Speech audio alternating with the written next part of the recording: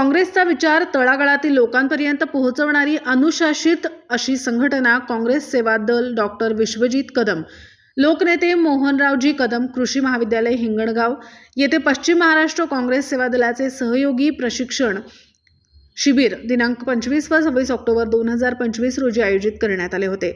त्यावेळी समारोप कार्यक्रमावेळी राज्याचे माजी मंत्री आमदार डॉक्टर विश्वजित कदम यांची प्रमुख उपस्थिती होती। यावेळी बोलताना डॉक्टर विश्वजित कदम यांनी काँग्रेस सेवा दल हा काँग्रेसचा मूळ पाया असून काँग्रेसचा विचार लोकांपर्यंत पोहोचवणारी ही एक अनुशासित संघटना आहे। या संघटनेमध्ये शिस्त, समर्पण, त्याग, निष्ठा व अनुशासन याला प्राधान्य दिले जाते। या संघटनेचे स्थापना डॉक्टर यांनी केले। पहिले अध्यक्ष पंडित जवाहरलाल नेहरू हे होते।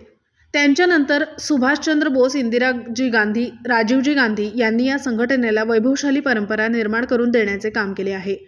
राजीवजी गांधी यांनी आमदार व खासदार यांना काँग्रेस सेवा दलाचे प्रशिक्षण घेण्याविषयी सूचना दिल्या होत्या। तसेच ज्यांना काँग्रेसची उमेदवारी पाहिजे असेल त्यांनी काँग्रेस सेवा दलाच्या अध्यक्षाची शिफारस घेणे हे बंधनकारक केले होते। सेवा दलाचे जिल्हाध्यक्ष अजित ढोले यांनी व त्यांच्या सहकारी पदाधिकारी यांनी या पश्चिम महाराष्ट्राचे प्रशिक्षण घेऊन सांगली, सातारा, पुणे या जिल्ह्यातील कार्यकर्त्यांना प्रशिक्षित करण्याचे काम अत्यंत उत्कृष्टपणे केले आहे। त्यांनी पुढील काळामध्ये अशाच पद्धतीने याच्याही पेक्षा मोठे प्रशिक्षण शिबिर घ्यावे, त्यास आम्ही सर्व कदम कुटुंबीय सहकार्य करू असे सांगितले।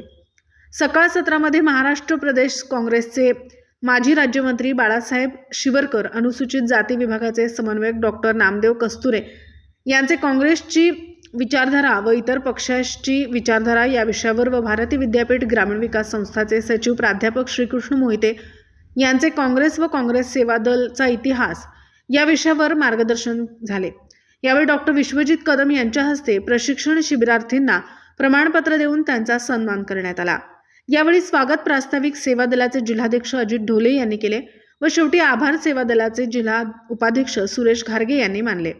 यावेळी मुख्य प्रशिक्षक बेळगावचे राजू शिंगे, कार्यनायक पैगंबर शेख, सांगली जिल्ह्याचे वरिष्ठ उपाध्यक्ष डॉक्टर सिकंदर जमादार, सागरेश्वर सूतगिरणीचे चेअरमन श्री शांताराम बापू कदम, सोनहिरा साखर कारखान्याचे संचालक दीपक भोसले, सागरेश्वर सूतगिरणीचे उपाध्यक्ष महेश कदम, अमरापूरचे लोकनियुक्त सरपंच सुनील पाटील, माजी सभापती सदाशिव खाडे, कडेगाव तालुक्याचे अध्यक्ष अजित करांडे, रमेश रासकर, डॉक्टर सुरेश सकट, सांगलीचे कार्याध्यक्ष अरुण पळसुले, अनिल मोहिते, सुरेश कांबळे, पुणे जिल्हाध्यक्ष प्रकाश पवार, सातारा जिल्हाध्यक्ष प्रतापसिंह देशमुख, पुण्याच्या रंजनाताई राजपूत, रोहिणी काळे, स्वाती पाटील, कौशल्या पोळ, कोल्हापूरचे दिगंबर हराळे, अधिकराव वेताळ, गुलाबराव भोसले, कवठेमहांकाळचे श्रीकांत फाकटे, पोपट पाटील, माजी जिल्हा परिषद सदस्य अरुण धोत्रे, राजाराम साठे, दादा लोखंडे, भीमराव काळेल, किसनराव गायकवाड, बाळासाहेब पाटील, मच्छिंद्र महापुरे, हनुमंत यादव, विकास जाधव, आनंदराव नांगरे, हनुमंत लाड, अतुल जाधव, युनुस जमादार,